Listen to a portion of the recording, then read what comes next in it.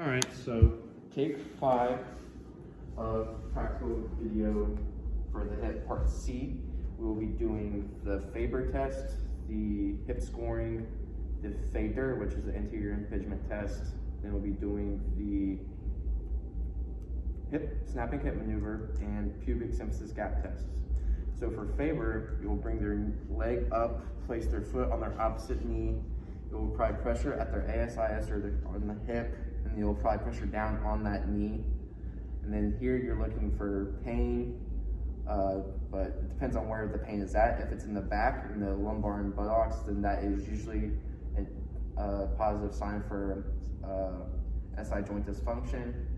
Then if it's in the front SI joint region, then it is a positive sign usually for a hip pathology dysfunction.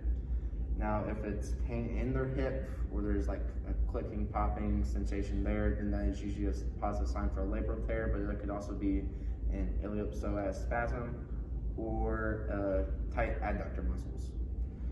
So next, we will be doing the hip scoring test. You'll bring your knee in flexion into 90 degrees to start. Then here, you'll be pushing down while putting the knee into internal and external rotation. Then you'll do it at another angle. I usually like to do 3 angles at 90 degrees, 45, and 30. So then you'll do it at 40 as well. And then you'll be doing it at 30 as well. And your knee just pops, beautiful. And so for this, there's pain or reproduction of symptoms, then that is usually a positive sign for labral tear. It could also be a positive sign for a defect in the articular cartilage in the hip. So next we will be doing the Fader test. This is where you bring the knee up. Then you'll bring the knee into internal rotation. We'll bring the hip into internal rotation while putting the tibia and fibula into external rotation. If there's a popping, clicking, or painful sensation, that is a positive sign for a labral tear, but it could also be a positive sign for femoral acetabular impingement. Then next, for snapping hip maneuver, you'll bring their knee up into flexion and into external rotation like this.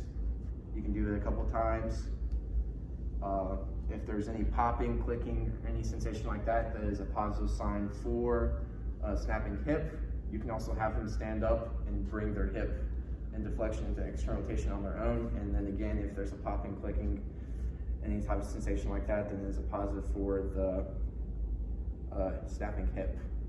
Then next, for the pubic symphysis gap test, you'll bring your knees into 90 degrees flexion, place your hand in a fist in between their knees, and just have them squeeze your hand. If there's pain with that in the pubic region, then that is a positive sign for osteitis pubis.